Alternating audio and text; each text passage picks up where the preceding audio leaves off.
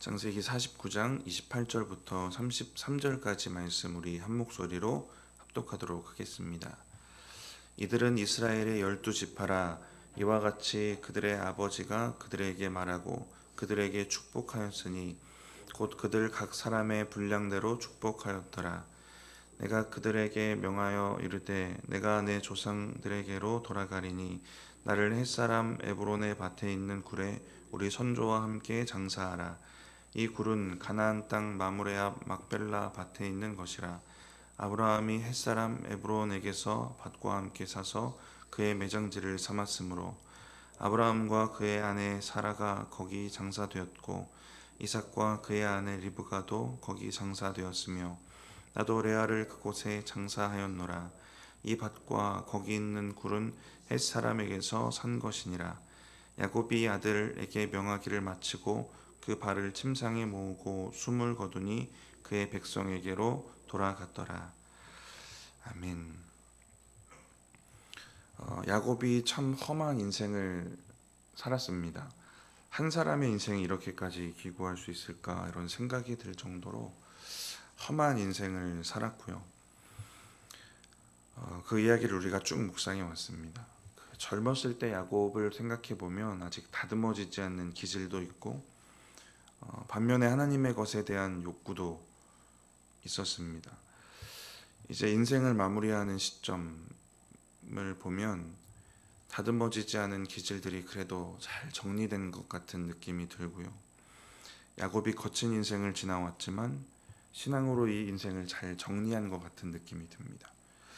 야곱은 인생 내내 떠돌이 같은 인생을 살았는데요. 그래서 육신과 정신이 참 고된 인생을 삽니다.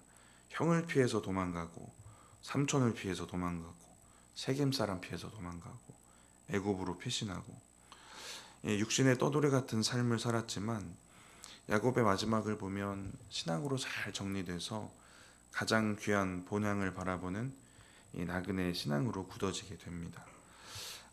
또 야곱은 자기의 신앙 고백을 담아서 하나님의 언약의 말씀들과 함께 자녀들을 축복하고 눈을 감습니다.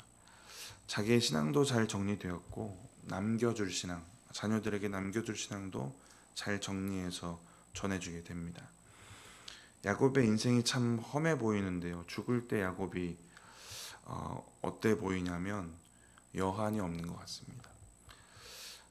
여한이 없이 죽는 인생입니다. 저와 여러분의 인생도 험한 인생일 수 있습니다. 우여곡절 많고 열심히 사셨을 텐데 저와 여러분도 야곱처럼 하나님 안에서 잘 정리된 믿음이 있었으면 좋겠고요. 또 후손들에게 잘 남겨주는 믿음이 있기를 바랍니다. 그래서 저와 여러분의 마지막에도 여한 없이 기쁨과 감사가 넘치기를 축복합니다. 오늘 본문 28절은 모든 아들들의 축복을 마치고 그 축복을 정리하는 말인데요. 우리 28절 같이 한번 읽어보겠습니다. 이들은 이스라엘의 12지파라. 이와 같이 그들의 아버지가 그들에게 말하고 그들에게 축복하였으니 곧 그들 각 사람의 분량대로 축복하였더라. 먼저 정리하는 말 중에 이들은 이스라엘의 12지파라. 단순한 유언이 아니라 민족과 지파의 미래에 대한 약속의 말씀이다라는 것도 다시 한번 강조합니다. 그래서 49장 2절 이 시작점에도 아버지 야곱이 아니라 이스라엘에게 들으라라고 시작을 하죠. 이 부분을 다시 한번 정리하고요. 그리고 각 사람의 분량대로 축복하였더라 인데요. 분량대로라는 단어를 대부분의 다른 한글 번역은 알맞게라고 번역합니다. 이 알맞게는 또 어떤 알맞게일까? 원어를 찾아보면 분량대로는 케비르카토라는 단어인데요. 베라카라는 축복이라는 의미를 가진 단어에 케라는 전치사가 붙은 단어입니다. 그러니까 케는 뭐뭐에 따라서 이런 뜻이거든요. 그래서 이 원어대로 해석을 해보면 축복에 따라서입니다. 각 사람의 분량대로, 각 사람의 축복에 따라서. 그리고 그 분량대로 뒤에 축복이라는 단어, 베라카라는 단어가 한 번 더 원형으로 쓰이는데요. 그래서 이 원어대로 이제 번역을 해보면 각 사람의 분량대로 축복했다. 이것을 원어의 의미로 지역해 보면 이렇게 됩니다. 각 사람의 축복에 따라서 축복하였다라는 의미입니다. 각 사람의 축복. 이 기준은 하나님이죠. 하나님 보시기에 그 사람에게 마땅한 축복일 수도 있고요. 그냥 하나님이 기준이 되셔서 하나님의 주권으로 주시는 축복일 수도 있습니다. 기준은 하나님이에요. 하나님이 보시기에 사람마다 알맞은 축복을 주신 겁니다. 우리가 축복을 생각할 때 일반적으로 기본적으로 생각하는 건 내가 원하는 것을 얻고 주셔야 축복이다라고 생각하기 쉬운데 알맞은 것이 주어져야 축복입니다. 세상에서 가장 작은 섬나라가 있는데 최근에 제가 이 영상을 하나 봤는데 가장 작은 섬나라인데 여기가 어떤 섬이냐면 동물성 비료의 주 원료가 되는 구아노라는 물질이 있습니다. 어떤 물질이냐면 새똥이 엄청 오랫동안 축적돼서 굳어진 물질이에요. 근데 이 섬이 어떤 느낌이냐면 그 바다새들이 쉬어가는 거기에선 꼭 쉬어야 되는 그런 외딴 섬입니다. 그래서 이 물질을 예전에 이것을 엄청나게 생산해내는 국가였고 그 몇십 년 전인데 엄청 부자였어요. 그 몇십 년 전이었는데 나라에서 매년 국민에게 1억씩을 줬다고 합니다. 근데 지금은 국가 재정의 절반 이상을 이제 국교를 맺은 대만이나 중국 여기를 번갈아 가면서 국교를 맺어요. 그러면서 지원받는 자본에 의지해서 산다고 합니다. 그러니까 1억씩 국민들에게 나눠줬던 시절 동안 이제 이 국민들의 상태가 어떻게 됐냐면 일하는 법을 다 잊어버립니다. 일 안 해도 외제차 살 수 있고 해외 나가서 쇼핑하면서 다 그렇게 사는 거예요. 그래서 일하는 법을 잊어버려서 지금도 절반 이상이 국가시설에서 공무원으로 일해요. 일거리를 주는 거죠. 일하는 법을 잃어버려서 사면이 바다인데 어업을 안 해요. 현재 나라는 거의 폐허 같은 수준이고 그렇기 때문에 또 관광 산업도 발달하지 못합니다. 그러니까 원하는 것을 얻는 게 축복이 아닐 수도 있죠. 몇십 년 전에 1억이면 지금이면 얼마나 되는지 모르겠지만 엄청난 돈을 매년 얻는 거예요. 일 안 하고 이렇게 돈을 얻으면 좋겠다. 그 젊은 사람들 꿀 말할 때 돈 많은 백수 이 얘기 많이 들어보셨죠? 네, 저도 젊지만 돈 많은 백수 되면 좋겠다. 저도 가끔 이 생각을 해본 적이 있는데 이런 게 축복이 아닐 수도 있는 거죠.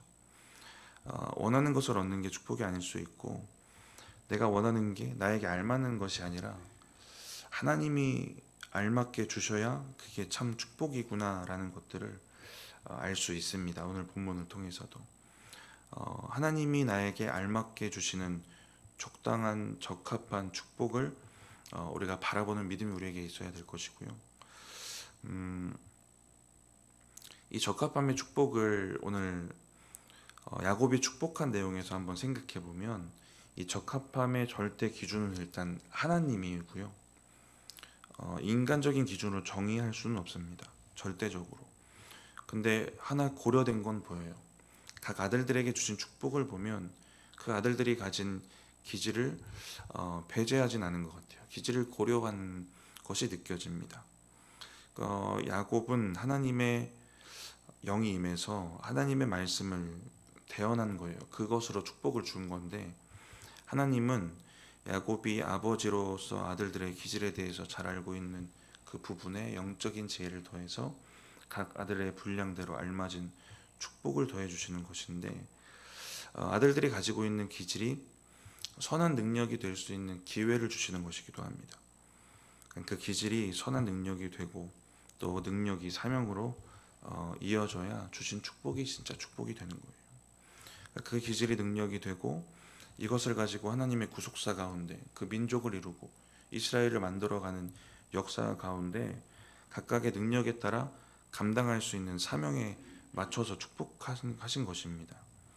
그러니까 이 알맞은 축복을 주신 이유는 그냥 잘 먹고 잘 살 수 있는 도구를 주신 게 아니죠. 베냐민에게 용맹함이라는 도구를 주신 건 싸워서 너희들끼리 잘 먹고 잘 살라 이런 의미로 주신 것은 아닌 겁니다. 이들이 지파를 이루고 민족을 이룰 것이기 때문에 민족에 대한 비전과 사명 안에서 주시는 축복이었던 것입니다. 그래서 중요한 건 이 비전에 따라 축복을 잘 사용해야 된다. 비전에 따라서 민족을 위해, 하나님 나라를 위해 이 축복을 잘 사용해야 된다는 것입니다. 그러니까 알맞은 것을 하나님이 주셨다면 또 알맞은 걸 알맞게 사용하는 건 또 받은 자의 숙제이고 일입니다. 그래서 그 첫째부터 셋째까지 주시는 축복 가운데는 저주 같은 느낌도 들지만 그 말씀을 새겨 듣고 자신에게 주어진 것을 하나님의 구속사를 위해, 지파와 민족을 위해 쓰도록 또 조심하고 또 노력해야 하는 것들은 남겨진 자들에게 남겨진 또 숙제다라는 것입니다. 하나님이 우리에게 좋은 것이라고 생각하시는 것을 우리에게 알맞은 축복으로 주셨을 때 이것을 하나님의 역사를 이루어가고 또 이어가는 선한 도구로, 또 사명의 도구로 아름답게 사용하는 것이 우리의 일이다라는 것입니다. 또 그런 믿음으로 또 그렇게 살아가시기를 축복합니다. 우리 29절 이어서 읽어보겠습니다. 그가 그들에게 명하여 이르되 내가 내 조상에게로 돌아가리니 나를 햇사람 에브론의 밭에 있는 굴에 우리 선조와 함께 장사하라. 돌아가리니라는 소망을 이야기합니다. 조상들에게로 돌아가리라. 돌아갈 곳이 있다라는 믿음이고요. 그곳에 먼저 간 믿음의 선조 형제들이 있다는 것을 믿는 믿음이 야곱에게 분명히 있는 겁니다. 내가 지금 살고 있는 이곳, 이 땅을 붙잡고 놓지 않으려는 그러한 미련보다는 하나님이 허락하신 그 본향을 바라보는 믿음, 이제 나그네 신앙이죠. 이 믿음이 분명하게 있습니다. 야곱의 마지막을 참 아름답게 만드는 신앙의 기둥이 바로 이 나그네 신앙이고요. 그리고 30절에 또 가나안 땅에 대한 이 소망입니다. 우리 30절부터 32절까지 한번 읽어보겠습니다. 이 굴은 가나안 땅 마므레 앞 막벨라 밭에 있는 것이라. 아브라함이 햇사람 에브론에게서 밭과 함께 사서 그의 매장지를 삼았으므로 아브라함과 그의 아내 사라가 거기 장사되었고 이삭과 그의 아내 리브가도 거기 장사되었으며 나도 레아를 그곳에 장사하였노라. 이 밭과 거기 있는 굴은 햇사람에게서 산 것이니라. 야곱은 이제 죽음을 앞두고 계속해서 가나안을 계속 강조합니다. 가나안에 대한 소망이 있고 약속의 땅에 대한 믿음이 분명하게 있습니다. 자손들은 지금 현재 상황 가운데 애굽에서 잘 정착해서 살고 있지만 그곳이 정착할 곳이 아니다라는 것들을, 그 메시지를 계속 자손들에게 던지고 있어요. 약속의 땅으로 돌아가야 된다, 이 믿음이 분명하게 있습니다. 가나안으로 돌아갈 것이다 라는 하나님의 약속이 자기에게 분명히 있었고 그 약속을 따라서 내가 죽어서라도 가나안에 가야겠다 라는 믿음이 있고요. 그래서 가장 먼저 요셉에게 부탁했고 이제 모든 아들이 모여있는 가운데 다시 한번 같은 이야기를 하고 있습니다. 가나안에 장사해 달라, 이 부탁을 분명하게 하고 있습니다. 계속해서 이 반복적으로 이 이야기를 강조하고 있고요. 이 죽음 앞에서 들려지는 이야기는 유언처럼 또 남겨질 것이고, 그러면 아들들에게도 약속의 땅 가나안을 소망하는 것에 대한 믿음이 긍정적인 영향을 주었을 것인데, 야곱이 이 이야기를 강조하면서 막벨라 굴에 대한 이야기를 합니다. 가나안의 막벨라에 매장해 달라라는 얘기를 하고요. 이건 선조 아브라함이 산 곳이다라는 것에 대한 얘기를 강조를 합니다. 계속 반복을 하는데 아브라함에게도 약속의 땅에 대한 믿음이 당연히 있었습니다. 그래서 이 무덤을 산 건데 무덤을 샀다라는 건 언젠가 여기가 자기 민족의 땅이 될 것이다 라는 믿음이 있기 때문에 산 겁니다.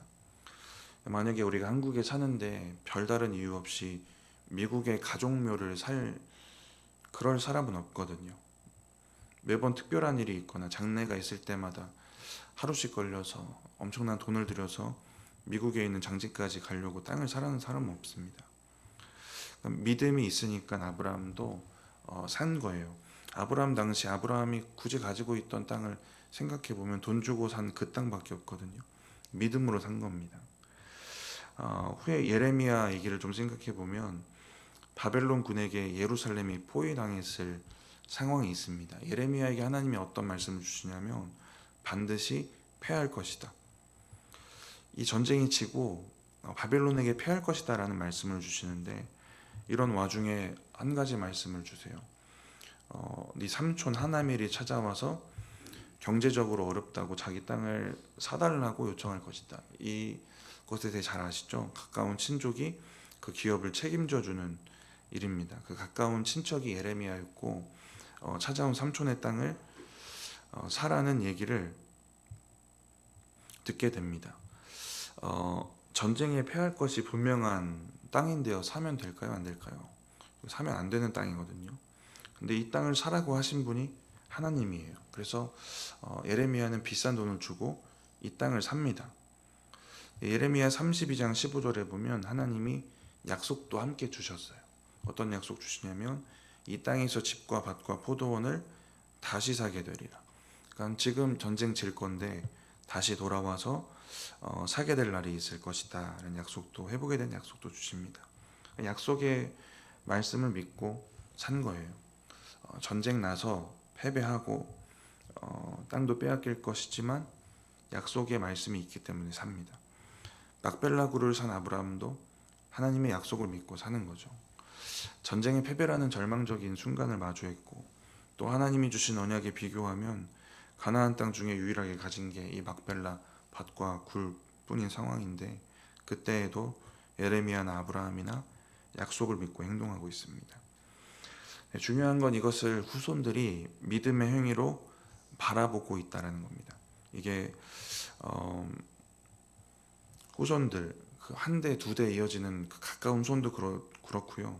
지금 이걸 읽고 있는 첫 번째 독자들, 광야 이스라엘도 그렇고 더 멀리 온 우리도 그렇게 읽고 있는 겁니다. 후손들이 믿음의 행위로 그것을 받아들인다. 그리고 그 믿음을 이어가게 된다라고 하고 있어요. 야곱도 그 굴에 아브라함도 장사되고 우리 아빠도 장사되고 나도 장사될 것이다. 이렇게 이어가고 있습니다. 그러니까 우리가 보이지 않는 절망적인 상황, 보이지 않는 상황에서도 하나님의 약속을 믿고 사는 게 후대에 분명한 영향력이 되는 겁니다. 약속의 땅에 대한 믿음이 아브라함에게서 이삭에게 흘러갔기 때문에 이삭 부부도 거기 묻혔고, 약속의 땅에 대한 믿음이 야곱에게 흘러갔기 때문에 야곱도 거기 묻히려고 하는 겁니다. 믿음이 그 소망이 되고 그 소망이 또 전소되고 흘러가고 있는 것인데, 이와 같은 은혜가 저와 여러분의 가정에 있기를 축복합니다.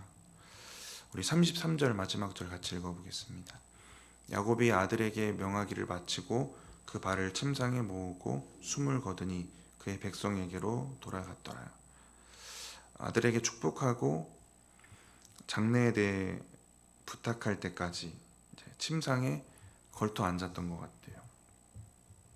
그리고 이 모든 이야기를 마치고 다시 눕기 위해 33절 보니까 발을 침상에 모읍니다. 바르고 편안한 자세로 침대에 눕게 됩니다.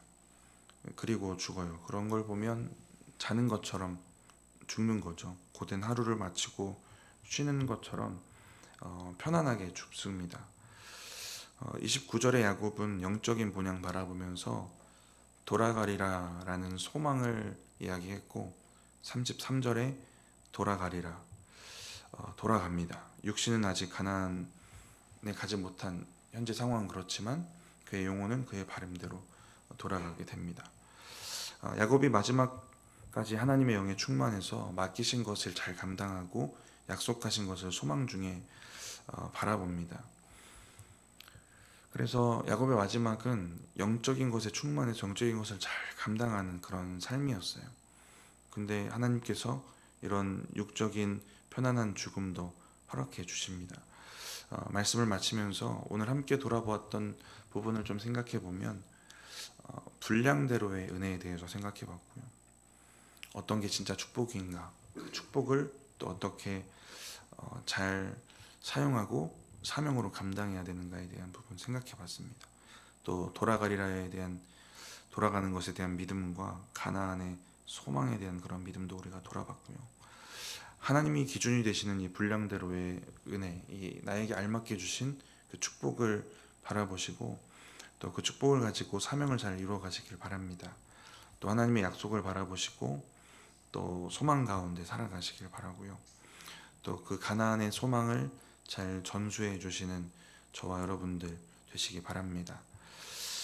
여기에 하나님께서 허락하시는 자는 듯이 죽는 은혜도 더해져서 저와 여러분의 인생의 마지막이 영적으로도 또 육적으로도 여한이 없는 그런 마지막이 될 수 있기를 축복합니다.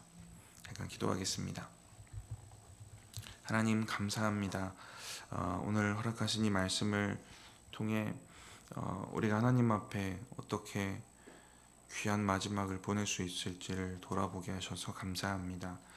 하나님, 우리에게 주셨던 분량대로 주신 그 축복들을 우리의 생전에 잘 감당하고 사용할 수 있도록 주님 함께하여 주시고, 우리에게도 돌아갈 곳이 있다는 나그네 믿음과 또 가나안의 소망에 대한 또 약속의 말씀에 대한 그 믿음이 우리 가운데 굳건히 있게 하셔서 하나님 그 믿음 붙잡고